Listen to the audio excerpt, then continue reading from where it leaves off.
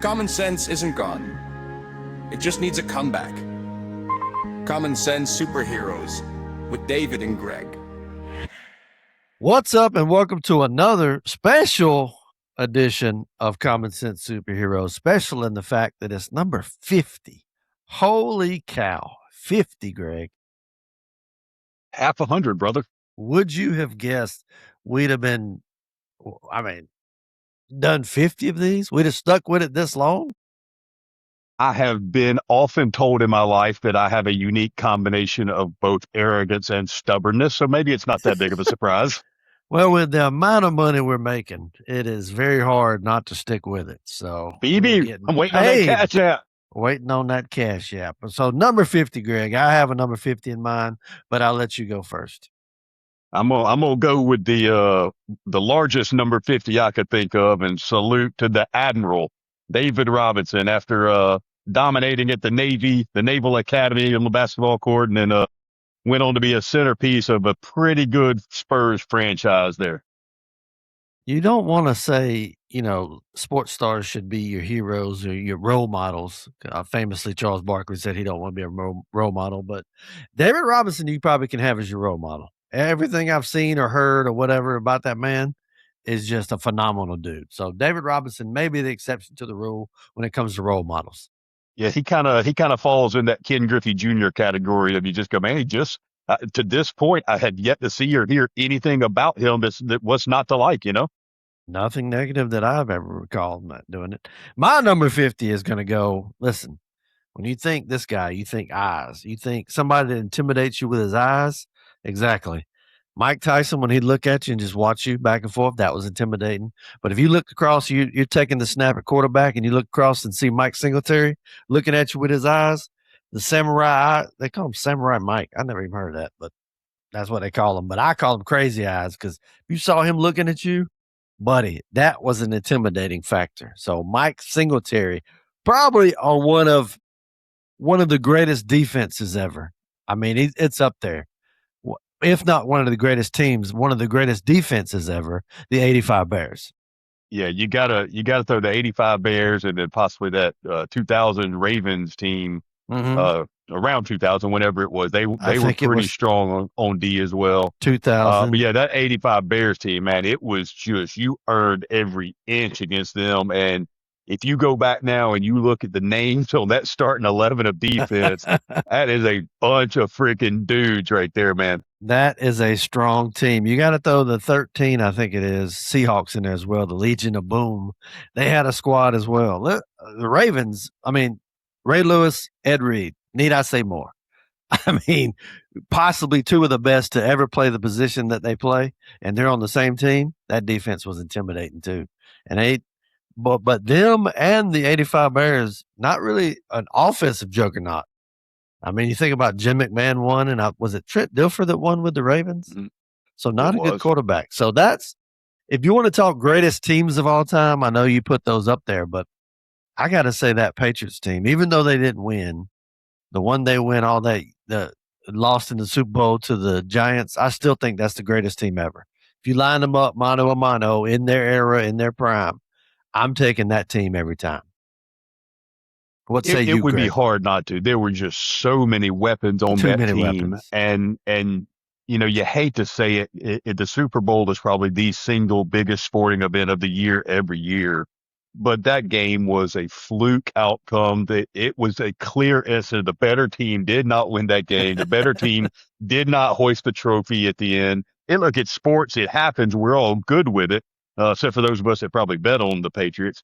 But they were clearly the best team on the field that night. They were the best team in the league all year long. It wasn't really close. I'm with you. I think, you go with the old scenario. If the 85 Bears play the 2001 Patriots, 10 times, I think the Patriots win 6 or 7. Yeah, it's. I'm not going to knock the 85 Bears by no means. Lord knows. And ironically, the Dolphins are the one that knocked them out from winning all of them. What are the chances of that? But can we stop the comparison to the 72 Dolphins and say the 72 Dolphins are the best team of all time? They'd beat anybody. No, they would not. Let's get real. Okay. I would be probably an offensive lineman as fat as I am now, I would probably be an offensive lineman on that team, and that is not a good thing. Now I love Larry Zonka, but Here's the other thing I got to throw out there now, and yeah, this is no knock on the '85 Bears. That defense was legendary, lights out, dominating. Buddy Ryan, baby, Buddy Ryan. But I'm gonna tell you something. They still don't have an answer for Randy Moss. No, I don't know who does. Nobody exactly. ever did. If Randy Moss, Randy Moss was a cheat code when he was healthy, and I'm telling you, that Patriots offense with Tom Brady slinging the ball, that there's no way they stop Randy Moss and keep him out of the end zone. And I just don't know how the Bears would have scored. There's two characters in video game history that I think that are just unstoppable, and that was Mike Tyson on Mike Tyson Punch Out, Bo Jackson on Tecmo Bowl, and Randy Moss when it was the Sega Dreamcast. I want to say NFL 2K. I don't remember what it was, but anyways, the team that had the Dreamcast when the first year they did the NFL thing, and they had Randy Moss and Dante Culpepper throwing it to him. It was unfair for somebody to get the Vikings because all you had to do was throw it up to Randy Moss, and he was going to score every single time. And that's what. And you're like, this is so ridiculous. It's not even fair. It's not even real. Well, in this case, it's almost real because Randy Moss was that guy. He was that character that just was unstoppable. There's an old saying at high level athletics that you can always really judge how elite somebody is by how the other elites talk about him. The greatest people to ever wear football pads will look you dead in the eye and tell you Randy Moss was an absolute freak. He was and honorable mention for video game superheroes was Goldberg on, I think it was NWO versus WCW. When you got him on that character, he was hard to beat. It was hard to pin him. Goldberg would come out of nowhere and spear you. So that was another character that was phenomenal.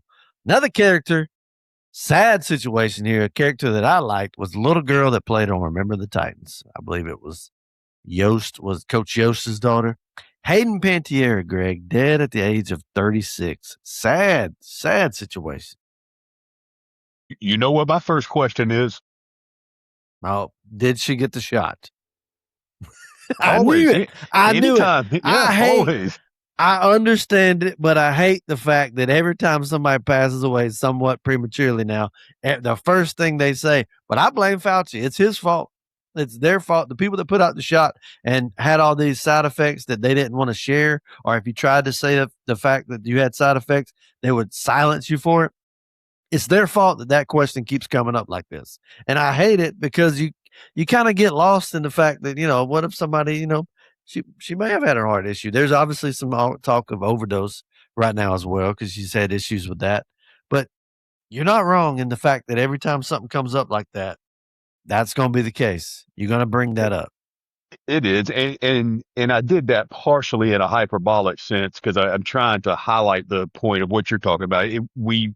We have now become a society that will completely gloss over what is the horrific and terrible story of the tragic passing of a beautiful young actress because everything in the world now is politicized, everything is polarized, and it's all about taking sides. I know nothing about the story. I know zero details, but my first thought was, I wonder if that has something to do with it.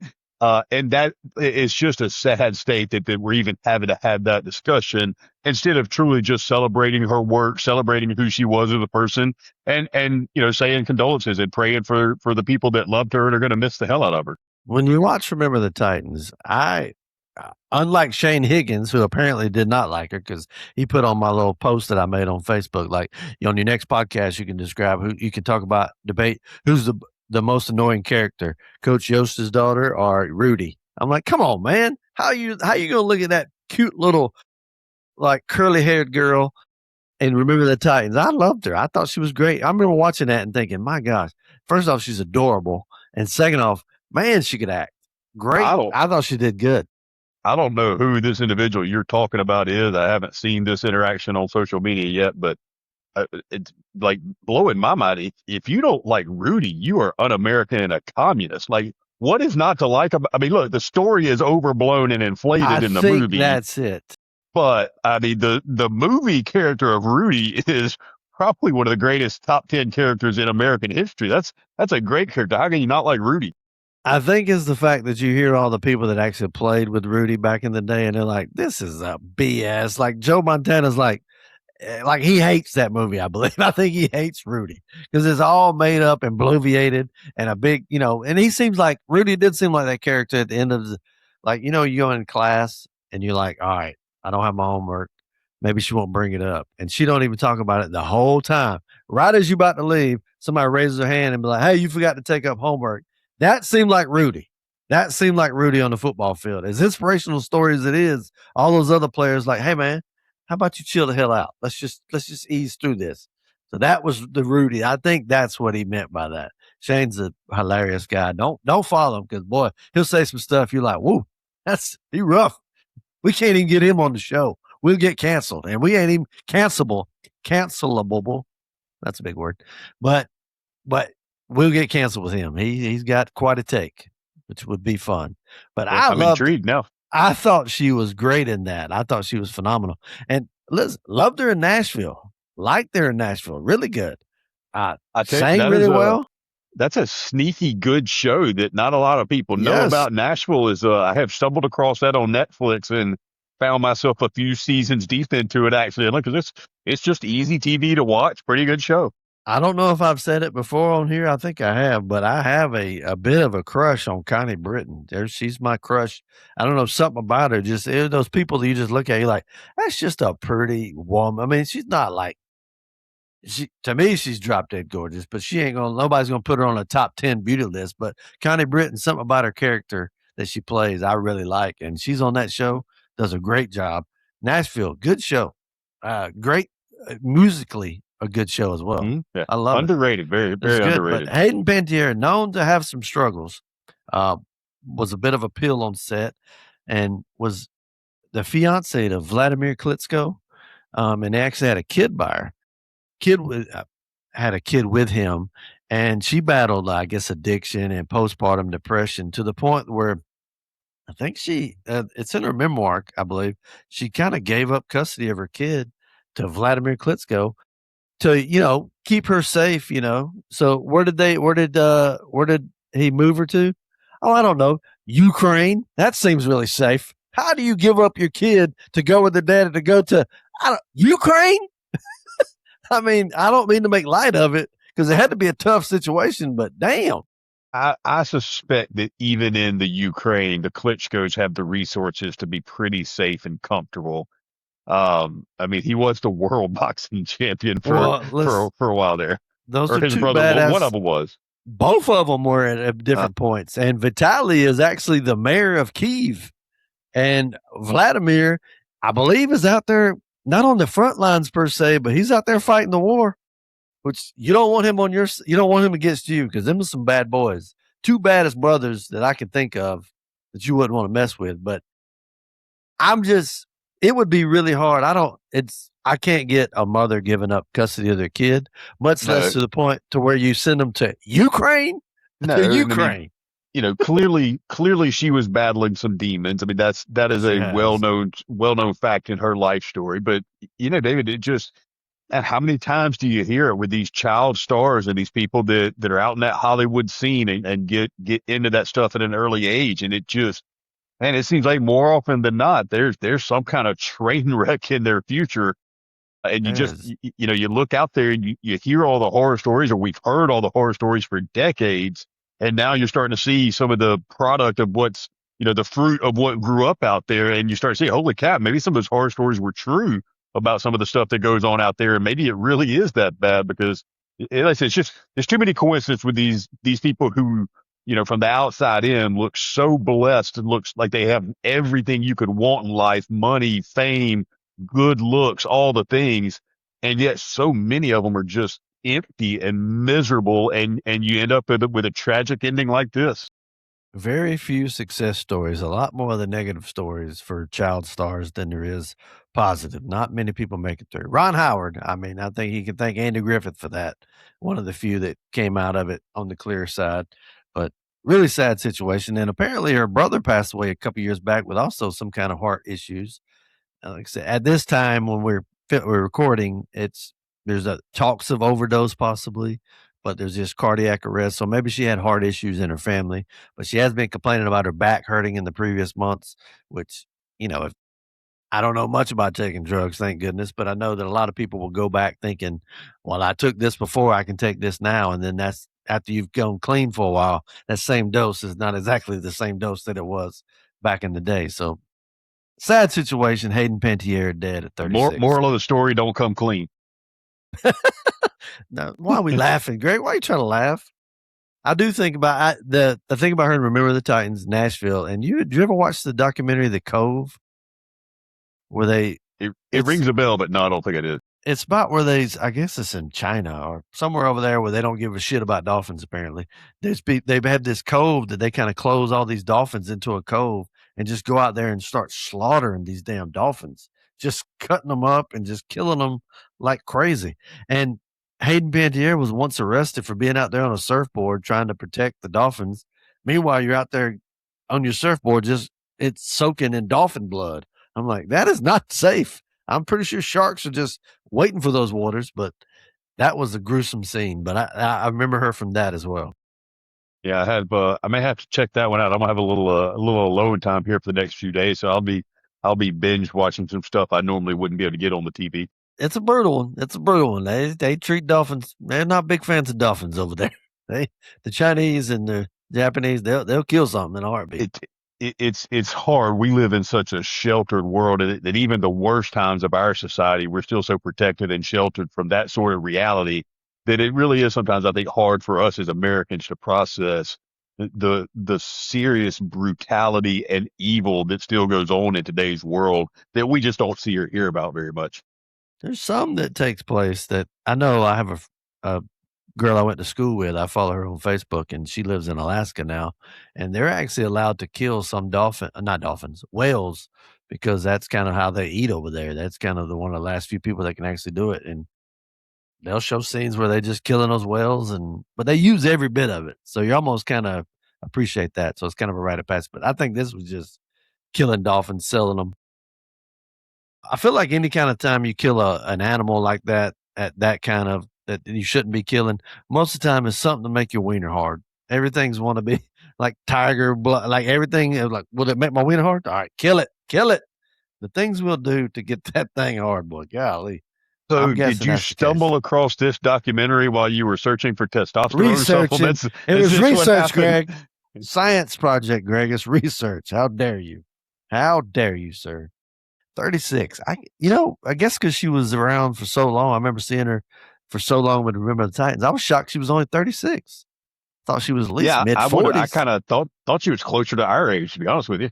Yeah, but looked fantastic. She looked great. So that makes sense now that she's that young, but sad situation. But the whole situation with her and the Klitschko's it looked odd anyways. Her being 5 foot, him being 6'8". I'm like, I'm trying to do the math here. I'm like, what? Okay. But it's rough. But Vitaly being the mayor of Kyiv, you know who else is a mayor? Is Kane from WWE. He's a mayor of a small town in Tennessee. Can we get Kane versus Vitaly in a death match? Hell in the Cell? That'd be a good match. I would assume Vitaly has bigger priorities right now. He would probably beat the shit out of Kane in real life too, but that's beside the point. You got anything else to add to the old Hayden Panettiere? No. Any more conspiracy theories you want to put out there? No, it's sad. It's tragic, man. And like I said, I just, you hate to think about anything other than just trying to be, send condolences to the people that loved her and that are going to miss her. But in this day and age, that's never the bottom line. That's never the final and only thought, unfortunately, when somebody passes, especially not when it's somebody like this who was young and famous. Our mind always wants to try to square that circle and make something more of it. And sometimes things are just simple, and sometimes it's just our time. And if this is something she'd been struggling for a while, and maybe it was just her time. I'll have to introduce the boys to Remember the Titans and watch it in her honor. We hadn't watched that yet. We have watched a few other older school movies. I finally got them to watch Dumb and Dumber. That was there you go. Talladega Nights. They really enjoyed. Few scenes I'm like, oh, I don't remember that scene. But when you're watching it through with your kids, a lot of scenes pop out more than you remember. You're like, oh, hey, guys, we'll talk about that later. Yeah, it's the crazy thing with you being a boy dad, me being a girl dad is like, and our kids are roughly in the same age bracket, basically 18 to about 10, right? It is crazy how, as a boy dad, you're just now getting into that window where the same shit that makes me nervous and uncomfortable puts a big old smile on your face. I can't wait to share this with my boys. And I'm going to go, please don't let my girls be exposed to this. I know. It's a little difference. I'm still trying to get, I might have to sneak it, but I got to take my boys to Hooters. It's almost like a rite of passage. I got to find a way to get them to Hooters. Man, I have not been to one in 20 plus years. And I can tell you about the 10 years before that, when I did go, I hadn't seen one that was any quality in a long, long time. I don't know if we still have it down at the Mall of Georgia, now that I say that, but there was a few talent. You had your certain days that you had your A squad and your B squad, but it's been a minute since I've been. But I feel like it's something you got to do as a dad, right? Ain't that what you got to do? Because I can say this, because nobody in the right mind listens to this damn show. Back in our early 20s, Ken Smith and I used to go to the Macon Hooters pretty regularly. And I can tell you unequivocally, we had this unique ability. Whoever was on the clock that happened to be about a 2.3 on the rating scale, that was our server every dadgum time. Now, look, nobody in the building was over about a 6, but we were lucky if our server had most of their teeth when we would try to eat at the one in Macon. Dude, Hooters it is such a great concept, but it is not done well. Listen, maybe it's because I was not deprived in Thomaston, because Thomaston has some hotties. I'll give them that. But when we used to go to, play softball on the weekends and go to the Hooters in between games, I thought they had some pretty decent talent. Not phenomenal, but decent talent. And I'll give them making the Mall of Georgia props. They have some talent, son. But the last few times I went with some buddies of mine. We'd go for lunch. And I'm not joking when I say this. We would go just for lunch. It wouldn't be like, it's when you're getting old, when you're like, I just kind of want to go eat some Hooters. I just want to eat the food. We'd sit at the bar. We wouldn't even. Young ladies, I am in no way condoning what I'm about to say, but if you're desperate enough to work at Hooters, just start an OnlyFans. Listen, good advice. Just from a logical soundness from a business standpoint, if you're willing to work at Hooters, just start an OnlyFans.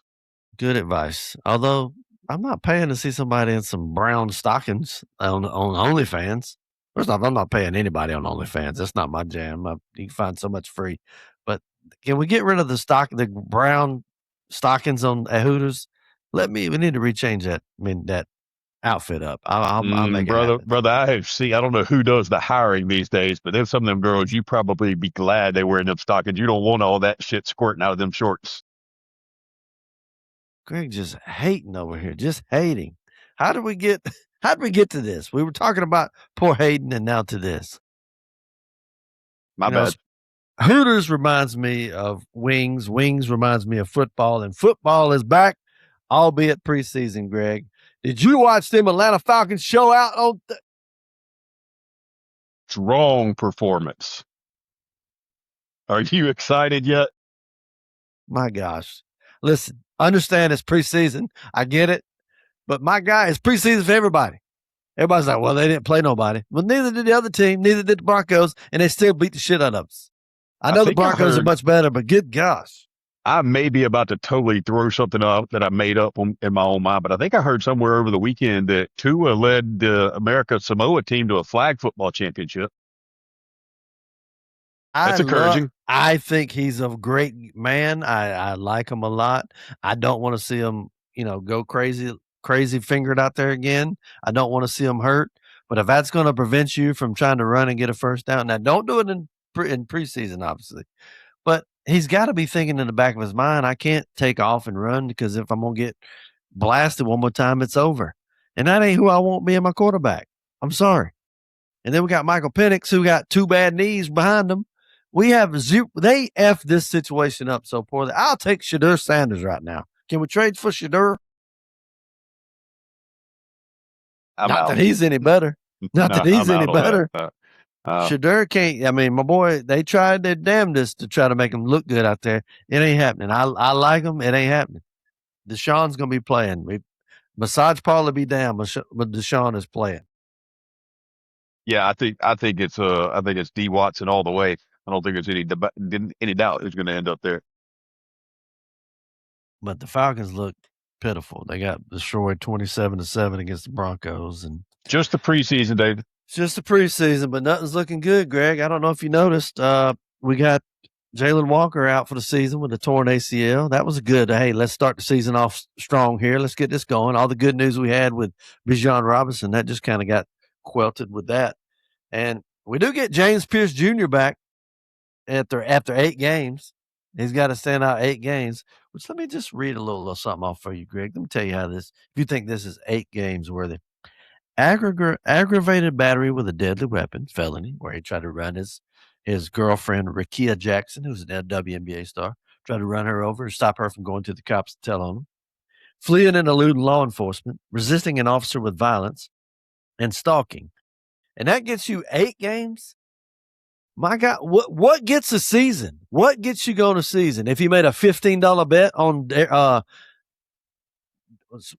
DraftKings, like what's the guy the other day that used to play for the Falcons, plays for the Jags or did? Calvin Ridley. He made a $15 bet on DraftKings and got suspended for the season. But this right here, where you're trying to kill somebody, basically gets you 8 games. And look, I want them back. We need them back, but that's damn ridiculous.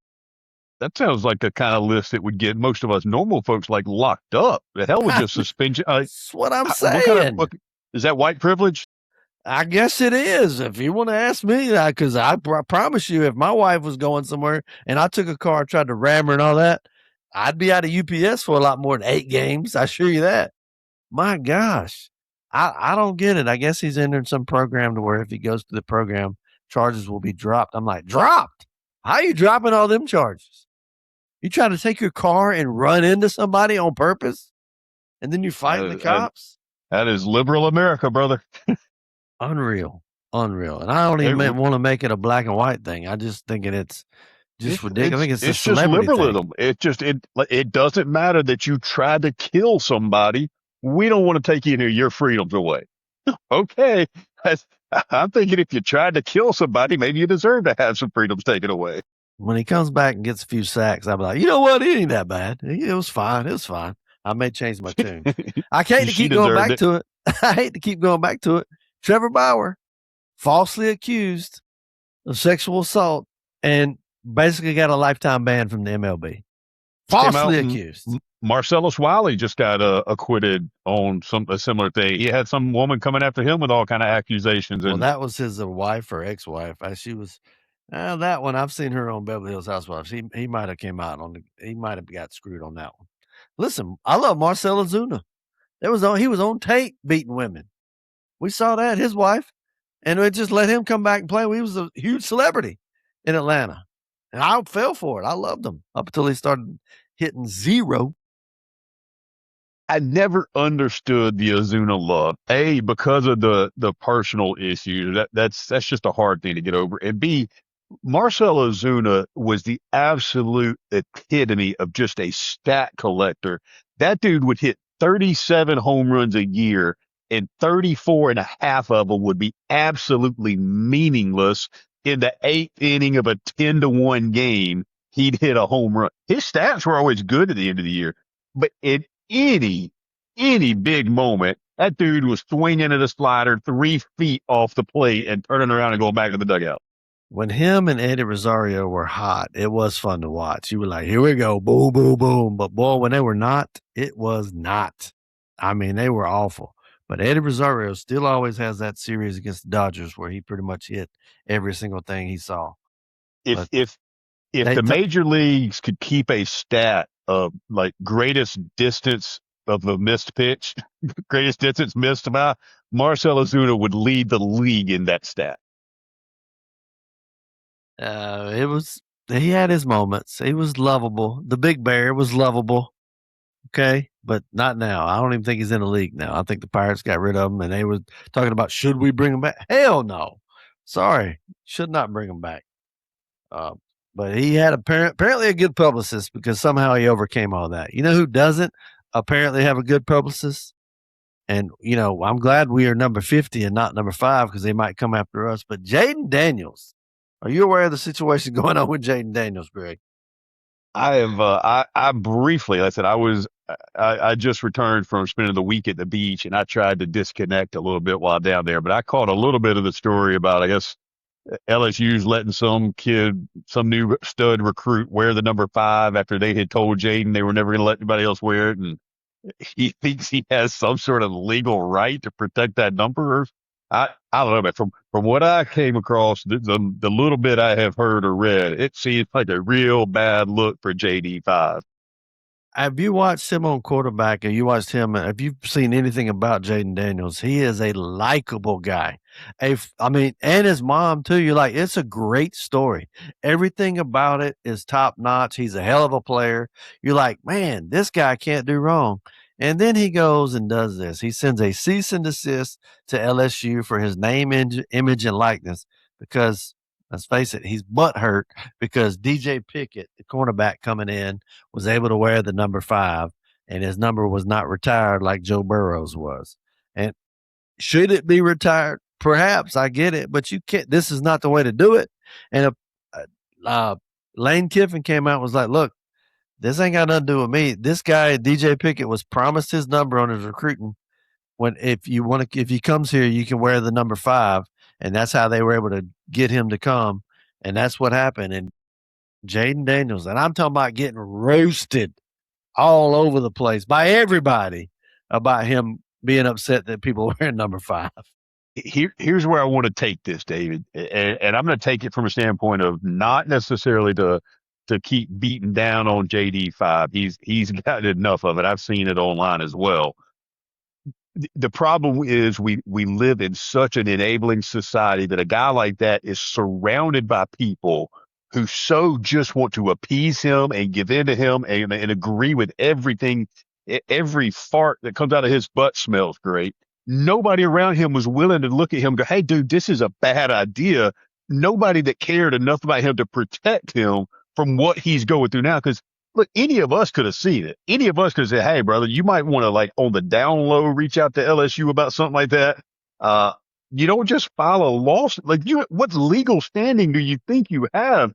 But he is an entitled, and I'm with you. I think he is a sweet kid. He's great in interviews. He's laughing. He's cutting up, always smiling.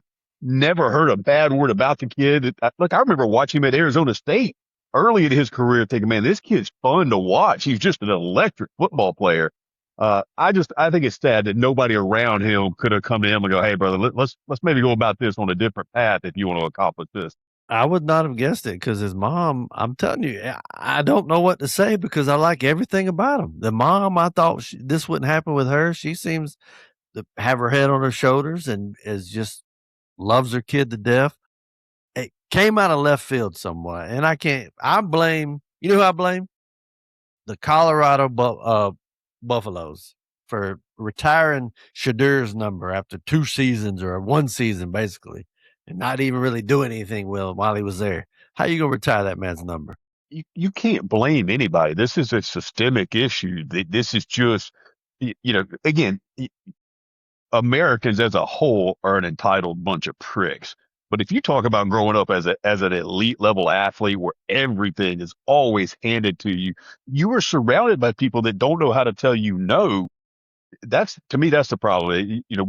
There's too much sense of entitlement, and that nobody around him said, hang on, brother, slow down. This is not a good look. Let's not do this. 5 guys that came out and said they're going to name them 4 guys. I mean, everybody is, I've never seen him universally roasted like this when they talk about the number 5. Like, even when somebody scores 4 runs, they're like, thank goodness we didn't score 1 more because Jaden Daniels will get after us. I'm talking about everybody's dogging him. Well, I have vowed, and I hate to admit this, I was once a big Lane Kiffin fan, mostly because his troll game is about as good as it comes. But I have vowed I'm not going to be a Lane Kiffin fan anymore because I think he should have stayed in Oxford. I wanted him to stay in Oxford. I did too. But I did see an LSU Twitter post where everybody on the practice field was wearing number Yes. 5. And I'd go, man, I don't know if Kiffin had anything to do with that, but that is right up Lane Kiffin's alley if it is. I mean, I love it if he did. And Jaden Daniels, you hurt yourself, bro. LSU's gonna keep rolling. Bad This look. ain't gonna. Bad this look. isn't. LSU's bigger than you right now. I'm sorry. You're a big dog. You're phenomenal. But nobody's bigger than LSU. Nobody's bigger than Alabama, except maybe Nick Saban. But even there's no player that's bigger than a certain school when you go to a big, especially SEC school. Like, I mean, it's not gonna happen. But is this not so mind-blowingly obvious, like a case of like right, wrong, good, and bad, where like you're not just scratching your head and going, how did this get to this level without somebody pumping the brakes on this and going, wait, hang on, this is not right. This like you as an LSU to attack that university of all the passionate fan bases. LSU is probably the most loyal. There's one school in that state that people like.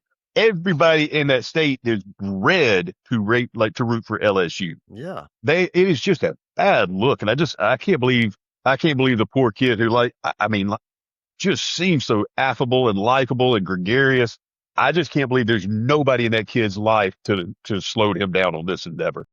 you're gonna get this question a lot as we go into the season. Why do it right before the season starts? Why have another distraction? I mean, why? It makes no sense to me. Do this. If you're going to do it off season. But I mean, is it not a bigger issue of why care at all, David? yeah, well, true. I don't know why he should. Even David Pollock came out and was like, listen, I love the fact that if somebody wears my number and makes a big play, I'm cool with it. David Pollock continues to be one of my favorite followers on X and Twitter. 3-time All-American David Pollock. And if somebody can get their any number college retired, football player, if anybody deserved to have their number retired, then nobody in Athens should wear number 47. But instead, 47 is passed around every year legendarily to reward certain players who embody certain things. That's the right attitude. Yes, once again, David Pollock. God, parents, tell your kids to grow up to be like David Pollock. and look, does it upset me if I see the number 21 for the Falcons and it not be Dion? Yes, I do. I don't like it. Dion's number should be retired, but that's my bias because he's my favorite player of all time, and he is the greatest cornerback of all time. Even though he does have like 6 toes now, or maybe 7, but still. I don't know that you could find a true football person that would argue with you on Dion being the greatest corner of all time. I think that is pretty well established. I mean, you can always make fun of his unwillingness to really lay a hit or tackle much at all. Yeah, there's things you can say. Hard to argue with the philosophy of if they can't get to my side of the field, I don't have to tackle nobody. So yeah, well, I've had people because I'll throw it out there with a heartbeat, and I've had people come back at me and be like, "No, look, you know what? Look at the interception numbers." I'm like, because they didn't throw it to them. There's quarterbacks, greatest of all times, looking at your quarterbacks going, I didn't throw it that way. If I saw where he was at, I went the other way. And even if I did throw down the middle, he would go get it. Like, he shut down a whole side. Kind of like Revis. Darrell Revis was also great. I mean, there's a list of cornerbacks and defensive backs that just go a mile long, but everybody will tell you, no, Dion he's that guy. agreed. I'll put Dale Green. I mean, you got, don't get me started. But it's so hard to get super motivated because it's so damn hot outside, Greg. The heat is insane, but I am chomping at the bit for some football. It is, man. I was when you asked me this morning if I had time to squeeze in an episode today, I was thinking, yeah, I knew we'd end up somehow talking about the beach and all that stuff, but it's just getting back. Man, I was sitting there thinking to myself, young hot wife was certainly looking young and hot on the beach, but man, I was just looking hot. It was freaking brutal down there, dude. Any moment the breeze stopped, I mean, I literally was just melting on the beach. I don't know, man. We were talking about it on one of the recent episodes, and it's been a pretty mild summer to this point, brother. They are cranking the temperature up on the oven right now. We paid for it. And every week you go, well, this is the last week it's going to start going down. And every time I look at the forecast for the 10 days, and I'm like, it looks like it's going up. I mean, they say July is the hottest month on average for the state of Georgia, but I'm going to disagree. I think it's August because it has been a hell of an August. It is the dog days of summer. It has, but and you're you're a real early riser because of work. But I'm a pretty early riser. I've noticed it definitely doesn't feel like fall yet, but that 6:30 window in the morning is starting to get just a little bit more where it's not as sweltering hot as it was a few weeks back. You can Oof. almost feel fall creeping in a little bit. And it was like last night, I think it was like 9 o'clock, and I asked the little Alexa, I was like, hey, what's the feels like temperature? And it was like 97 or something like that. I'm like, at 9 o'clock? I mean, what the hell? Like, what are we doing out here? And I still have yet to open the door to go to work, and that little crisp, cool air hits me. It's still like a wet blanket up here. We got that wet blanket hitting us. Those few days when it was sweltering hot, we got that late afternoon rain that was late enough to where sun didn't come back out and basically put a wet blanket on you. That was nice. I even prayed. I was like, Lord, please, I just need just give me some rain, some coolness. And he blessed me. It was quick, but he blessed us and we needed it. But it's got me hot weather be damned. And baseball practice was hot the other day. God almighty. But I am ready for football, Greg. I'm chomping at the bit. So much so I'm like looking at chili. I'm wanting to make some chili because seeing football on makes me want chili. Well, since you mentioned football, I'm gonna plug a new show I'm doing, Dave. We're gonna record Wednesday night. Me and a couple of buddies are gonna do a college football gambling themed show. We're gonna call it Whiskey and Winners. No, Even though I hated to do it because I'm going to be even more tempted to take a drink, which have not had a drink in over 4 months now. Your boy deserves some applause for that.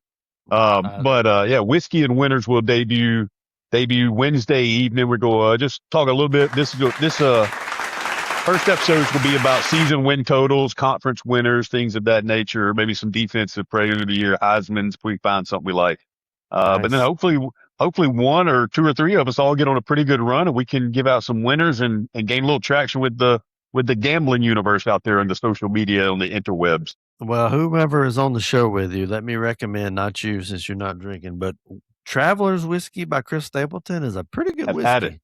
Good it's stuff. Not bad. Yes. I'm a sucker for a gimmick. So you tell me Chris Stapleton and you show me a cool bottle and I'll buy it. But I actually bought it and I was like, because I like the bottle, but boy, it tasted good. It was, I hate to keep saying smooth, but it was pretty smooth. It was not bad. I will tell you, sitting out on the beach and not having a cold drink in my hand was a challenge. That was rough. Drinking has always been part of any beach endeavor I've participated in. So, and I still don't think I'm done for good. I got to imagine at some point I'll give in and have another drink. I just don't know when that's going to be, but there's a more than 0% chance it might be Wednesday night on this show. Well, Brad Pitt's back drinking. He said after 7 years, he was like, you know what? I'm back drinking. I'm like, why advertise that? But then again, why is everybody done? Nobody wants your name. Like your kids are like, I don't even want to be a Pitt. Even Siri Cruz is like going to drop her name. She don't want to be associated with Tom Cruise. I'm like, how bad of a dad do you got to be with your kids? Are like, I don't even want your damn name. Like, Hollywood is the most prime example of liberal America. God, that's just normal out there. That is insane. I would break my heart. First off, if my wife didn't want my last name, I would I don't know if I'd get married, to be honest with you. And I get that's not the cool womanizing thing, but you're going to take my name. If we get married, you're going to take my name, damn it. And the same thing with my kids. If my kids didn't want my name, it would be upsetting. I'm with you. I could get down like in a certain professional type scenario. I could get down with a hyphenated situation on the last name. But yeah, if we're getting married, you're taking at least taking part of my name or including my name attached. But yeah, and it's no secret, having been through a divorce, like I have always kind of had that little fear in the back of my mind. Man, what if one of my girls decides down the road she wants to change her name and not be a Miller? I mean, obviously I would be devastated. I don't foresee any reason why they would choose to do that, but yeah, it's weird. Some people tell you it doesn't mean anything, and and I can't even really explain why it means something. But I'm one of those people that there's a devout sense of pride in the Miller name for me, and I am absolutely proud to be one. Like I'm sure you're proud to be a Smith. Yeah. It's a rare name, Smith. Not many of us left. So There's a thankfully I lot of got you. boys. Thankfully I got the boys to continue on the dying breed that is the Smiths. Not a lot of us. It's got to be a little weird for you because which we'll talk about. You had to drop your daughter off in good old Athens Sunday before last, I believe. But one day your daughters will lose their last name and they will have a different name, and which you come to, that's going to be the case when you have daughters. But I'm sure it has to be a little weird. Like, hey man, I'll be losing my name, but It is. I have. I'll tell you that the we won't go too deep on this because I could go on and on forever about being a girl dad. The moment you first realize you're going to be a girl dad, it's not far into that moment that you start thinking about the wedding day and things of that nature. And, oh man, how am I going to deal with that?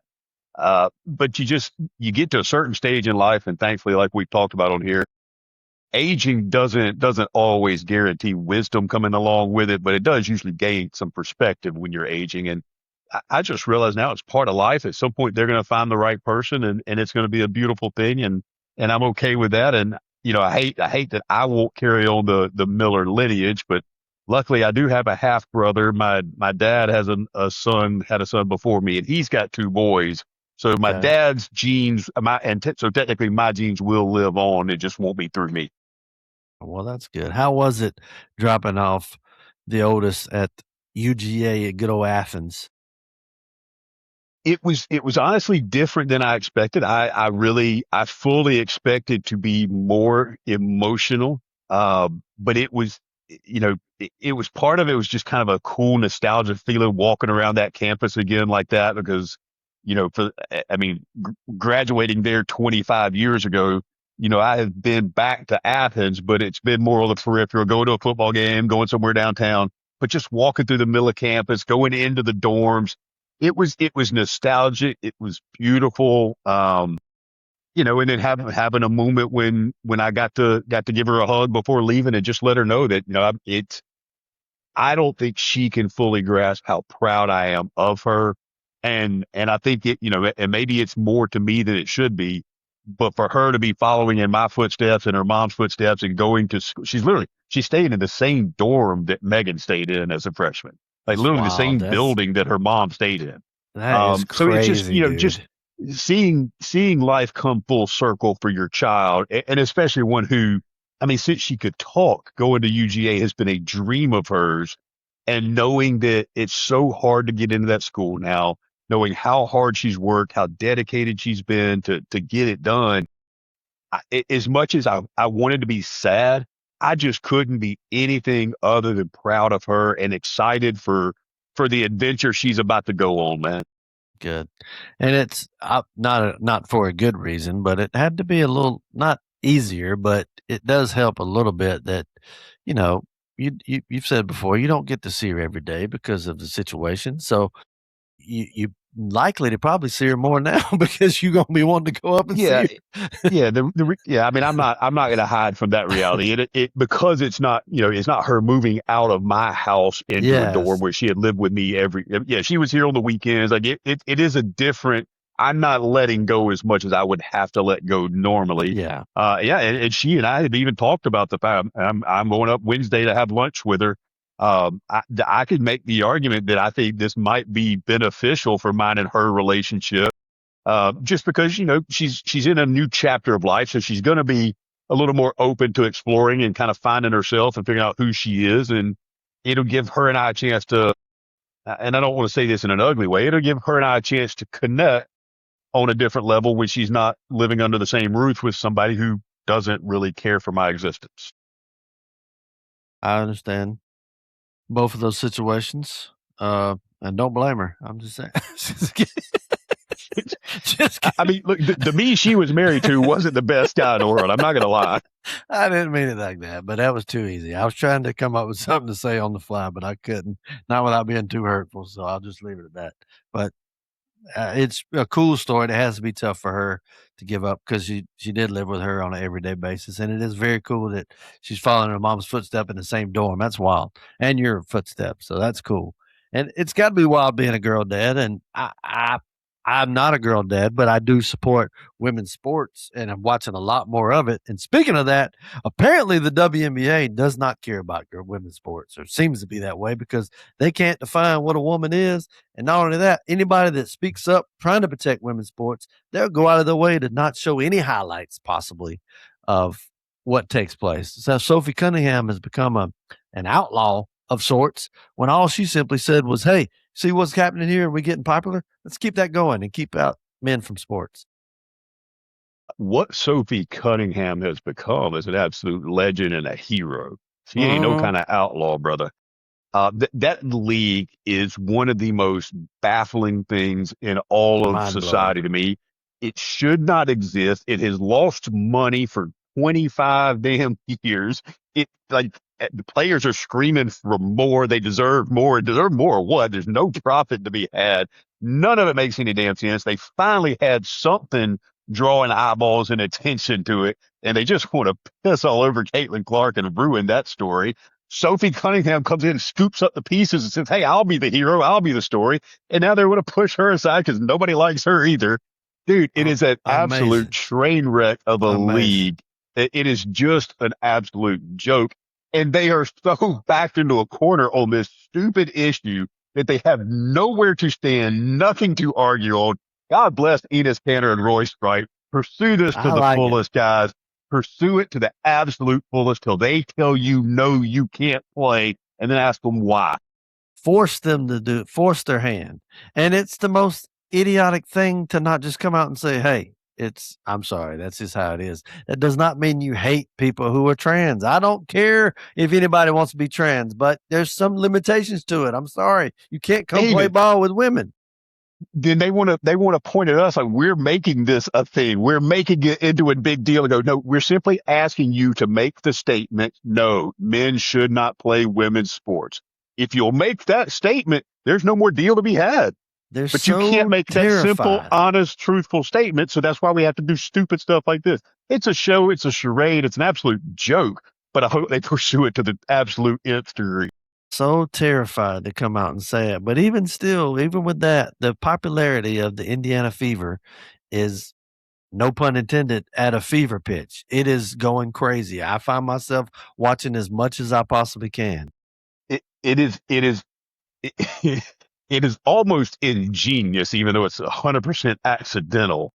But they have, in some ways, despite their best efforts, kind of made the league popular again by being so anti the two players that everybody loves. Because now guys like you and I are going, I want to pay attention just to show some support for Sophie Cunningham and Caitlin Clark. It's so obvious the hate that they're getting and the lack of respect. Yesterday, Angel Reese, I believe, had 3 points at halftime. And the halftime show was two women talking about how Angel Reese is showing a spunk coming in, an excitement that she's bringing. I'm like, she's got 3 points. And they keep going. She had a double-double. 8 of those rebounds are her misses, including the one that could have won the damn game. And the one where she blew the game, and it shows Caitlin Clark in the background just laughing. I love that shot. But Angel Reese is not a superstar. Stop trying to make her a superstar, okay? She's a pretty girl. She's a face and a personality, but she is not a superstar athlete. I'm sorry. She is a beautiful girl. Take nothing away from. She is an absolute striking, beautiful woman. The personality, man, she is a personality. You're right. I didn't say she's got person. I said she is a personality, meaning for the league. But this is, and again, David, I think we're again on the precipice of some of these moments. Whether the episode we did on the Fauci thing, that's got to come to a head at some point. That has to be some sort of resolution in the Fauci thing. The whole trans athlete thing. Look, this is stupid. It's ridiculous, but we have to keep pushing this to a head to where we get to some sort of resolution, because it's such common sense stuff that we have to go, okay, we have to make this a thing. But look, God bless Sophie Cunningham. Today's her birthday. She is quietly becoming a hero to me. And I don't care for women's sports. I'm not a bigot. I just don't find it entertaining. I'd much rather watch men play anything. I enjoy watching her, and I enjoy watching. I will say I only watch the Indiana Fever just because of the whole story. So maybe they They did good with that. But the coach doesn't even like Sophie Cunningham, it seems. There are two sports that I will tell you I prefer to watch women over men, and that would be beach volleyball and tennis. Now, why is that, Greg? Is it the athleticism? Is it the? I'm sure it has nothing to do with the outfits. But what is it?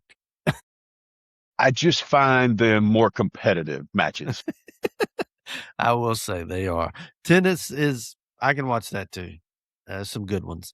But beach volleyball, boy, there was a couple years where I would find that on TV a lot. It got super popular when Misty May Trainer and Kerry Walsh, yeah. Kerry Walsh, they got popular. And that I'd try to be like, hey, where's the Brazilian team? When do y'all play Brazil? That's what I'd always wait to see. I can tell you from personal experience, a little known fact, but for about 3 or 4 years here, I played a lot of beach volleyball, traveled, played some tournaments down here in the Southeast, and it's not just good on TV, man. It's fun to go to tournaments too. Well, I bet. But did you see the coach for the Indiana Fever come out and say, like, after she stood up for DeJounte Carrington, I think that's her name. I can't, but it was a good David, player, but a dirty player. I was on the beach and couldn't miss this story, no matter how hard I tried. Yeah, I mean, that's how it's become such a huge thing, and again, I feel like you and I are on the same side. I feel like 90% of the people looking at this situation have to be looking at it like we are, going, what's wrong with this woman? What part of this, like, this obvious black and white truth does she not see? Is she just not capable of saying the one right thing she needs to say? And it's the way these people are wired, man. I'm sorry. You stand up for your teammate or your player, no matter what, even when you're wrong. Listen, as a man, if my wife is wrong about something and she's arguing about it, I can know she's wrong, but I got to be arguing with her. And that's what a coach has to do in this situation. How many times does Bobby Cox go out there? Even it's on record saying that Greg Maddox arguing a call, knowing it's a ball, but they didn't call a strike or whatever. And Bobby Cox got thrown out. He's like, I know it wasn't, but I got to stand up for my player. That's what you do as a coach. She purposely didn't do that. I'm gonna risk us getting shadow banned or canceled from all our advertising sources and be a total bigot. But I'm gonna tell you this: in men's sports, you don't have to tell the players or the coaches that you support your own team in that situation, no matter what. Men know how to play team sports. You're not wrong. If you and I know, you've been on a baseball field, brother. If a brawl breaks out, we might have a little side agreement to go, hey, if you're on the other side, guys like you and I are going to hook up and we're going to hug a little bit and dance, and ain't nobody going to really throw punches. Mm-hmm. But it's a side versus side thing. Like, you take your side. That's how this works.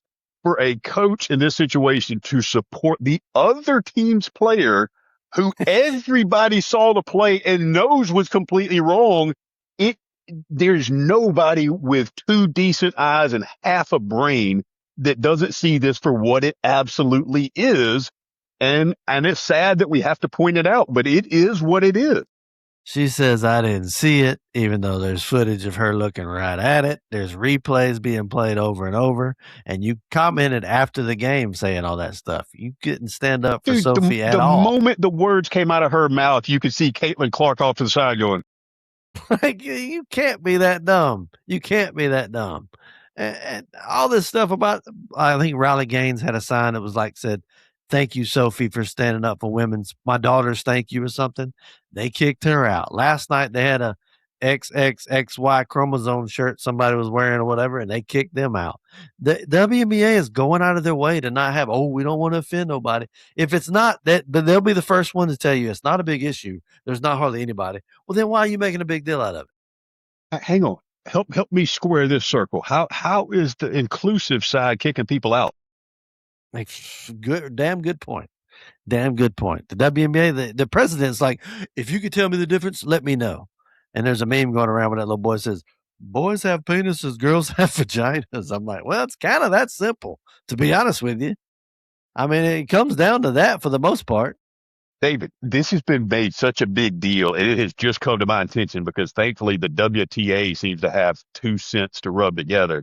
Apparently, all it takes is like one little cheek swab, and there's some way to tell whether you're XX or XY for good. Like, that's it. It never changes. Like, it's a one-time thing, and that's it. It marks you and identifies you.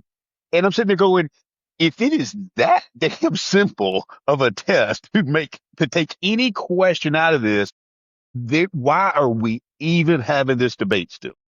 I do not understand how standing up for women in sports has turned into a political issue, and it means you're a bigot if you stand up for women.